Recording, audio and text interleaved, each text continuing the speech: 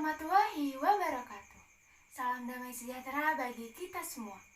Om Swastiastu, Salam, Namo Buddhaya, Salam Kebajikan. Yang terhormat Ibu I Gusti Ayu Sri Diana Putri selaku dosen mata kuliah komunikasi serta teman-teman dan juga penonton sekalian. Sebelumnya saya ucapkan terima kasih atas kesempatan yang telah diberikan kepada saya. Dalam kesempatan kali ini, perkenankanlah saya Elisa Dwi Agustini untuk mempresentasikan salah satu materi yang ada di mata kuliah komunikasi, yakni komunikasi efektif.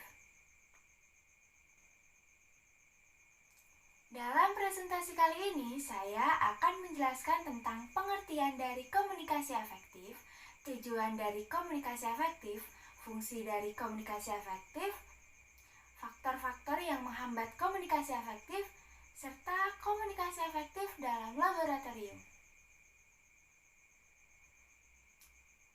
Pengertian dari komunikasi efektif.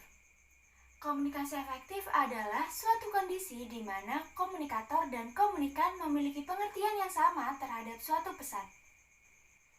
Komunikasi efektif ini ditandai dengan adanya pengertian, dapat menimbulkan kesenangan, dapat mengubah sikap, dapat meningkatkan hubungan sosial yang baik, serta diakhiri dengan adanya suatu tindakan.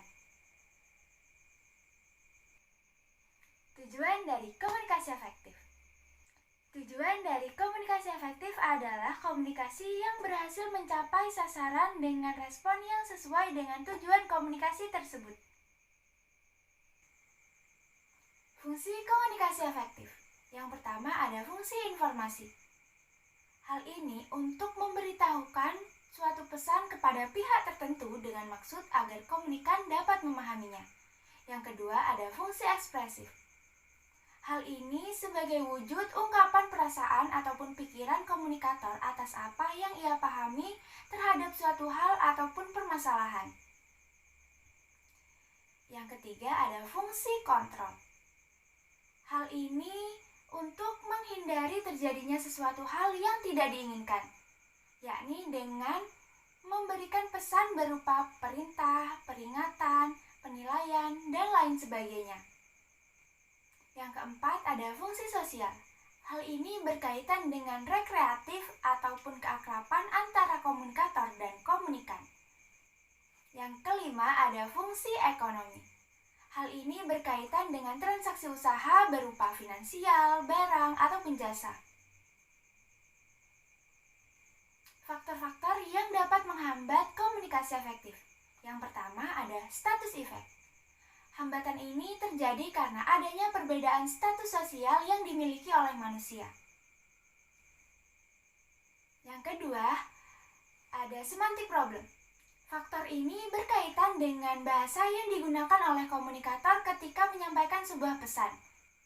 Demi kelancaran sebuah komunikasi, komunikator harus benar-benar memperhatikan faktor semantik ini agar tidak terjadi salah pengertian atau misperception, salah penafsiran atau misinterpretation yang akan berakhir kepada miskomunikasi atau salah komunikasi.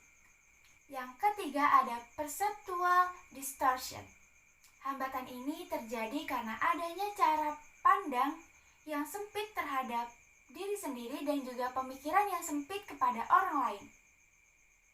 Yang keempat ada culture difference. Hambatan ini terjadi karena adanya perbedaan latar belakang budaya, suku, agama, lingkungan sosial yang dimiliki oleh manusia. Yang kelima ada physical distraction. Hambatan ini terjadi karena adanya gangguan pada lingkungan fisik saat terjadinya komunikasi. Yang keenam ada poor choice of communication channel. Hambatan ini terjadi karena adanya gangguan pada media yang kita gunakan pada saat komunikasi. Yang ketujuh atau yang terakhir adanya no feedback. No feedback ini adalah suatu kondisi di mana komunikan tidak merespon apapun dan juga tidak dapat menanggapi apa yang komunikator sampaikan. Dan yang terakhir ada komunikasi efektif dalam laboratorium. Komunikasi efektif dalam laboratorium adalah komunikasi yang tepat waktu, jelas, dan mudah dipahami oleh komunikan.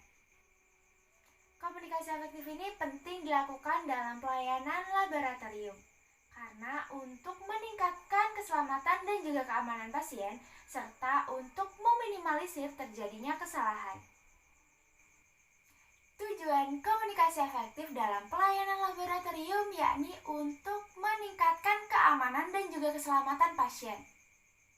Yang kedua, untuk memberikan standar penyebaran berbagai informasi. Yang keempat, untuk memberikan kejelasan kepada petugas kesehatan ketika akan mengajukan formulir pemeriksaan ataupun ketika sedang menanyakan kondisi pasien. Dan yang terakhir adalah untuk meningkatkan keefektifan kerja tim.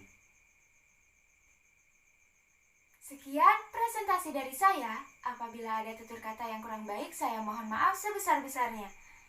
Semoga informasi yang telah saya sampaikan dapat bermanfaat bagi kita semua. Wabillahi taufiq wal hidayah. Wassalamualaikum warahmatullahi wabarakatuh.